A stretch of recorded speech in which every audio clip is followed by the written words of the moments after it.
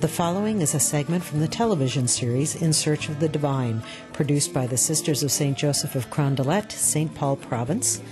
For more information, visit www.insearchofthedivine.org.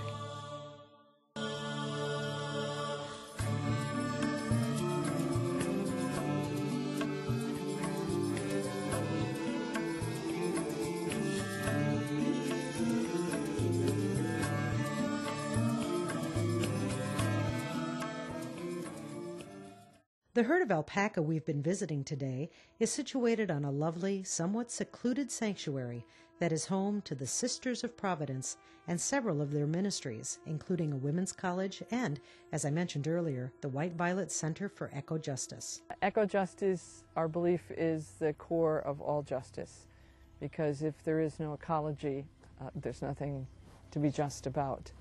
And so our focus is on right relationship between all of creation.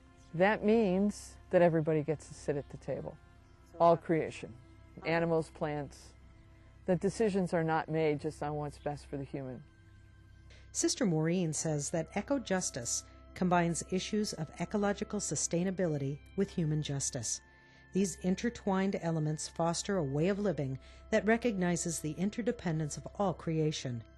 At White Violet, that approach started with the Sisters of Providence and their long-standing commitment to teaching. Well, I'd have to go back to the Sisters of Providence, since this is their ministry, and they have been educators their entire life here in the United States and even before in France. So from 1840 on, they have been educators.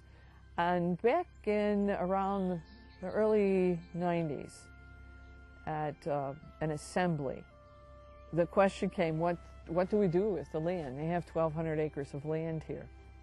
What was their responsibility? And that's what sort of evolved within them as a community of the land ethics. What is their moral responsibility for all of this? And out of that came the concept of White Violet Center, that would be the center that would sort of be the guiding force for that ethics and how it was lived out here on the land. More than just a moral response, the center is rooted in the spirituality of the Providence Sisters and focuses on the preservation, restoration, and reverent use of all natural resources.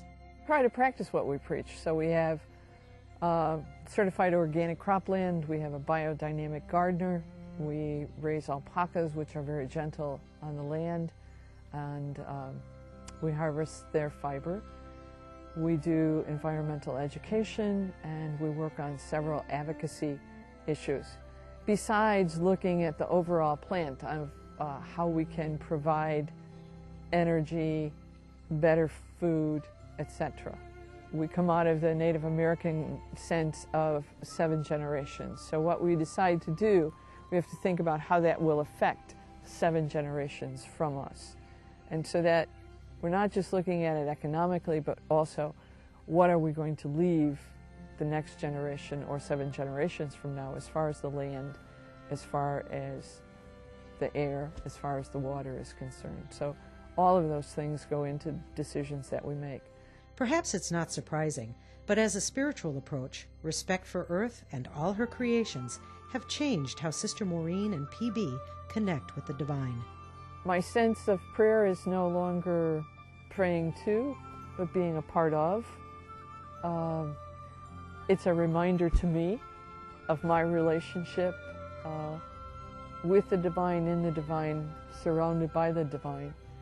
So there's not as many compartments, if that makes sense. There's more of a holistic, prayer is mucking the alpacas as much as it is sitting this afternoon with 20 people giving thanks for the garden. So I think I'm more together in one sense than I was before. Big thing for me is that I try and live my life now by the whole sense of the universe story and the whole piece of the divine is the constant energy that flows around me and within me and through everything and every person and every animal that I'm involved in. So when Georgiana here comes up to me and tries to give me a kiss, that's the divine saying, PB, you are special, you are mine. And when I in turn respond to her with gentleness, then it's the divine saying back to her, I, Georgiana, am special. I stand out in the pasture every day and I get to hear the chorus of birds singing, and to me those are alleluias being offered up. You know, it's Easter every morning. Thanks for joining us today on In Search of the Divine.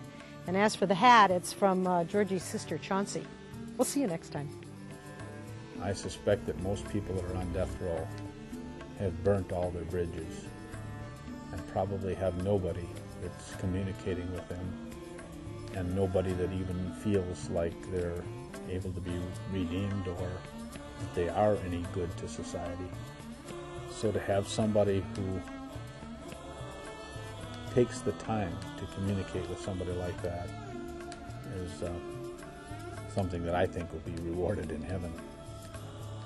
You know, he did ask us to look out for the poor and visit people in prison. Alpacas are part of the what we call the camelid family. They're related to llamas and vicuñas and guanacos.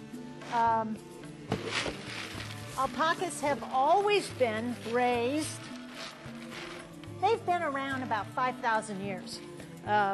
And they've always been raised only for their fleece. Only the kings and queens of the Inca Indians were allowed to wear clothing that was made out of alpaca. And so the alpacas were they were also considered the sacred animal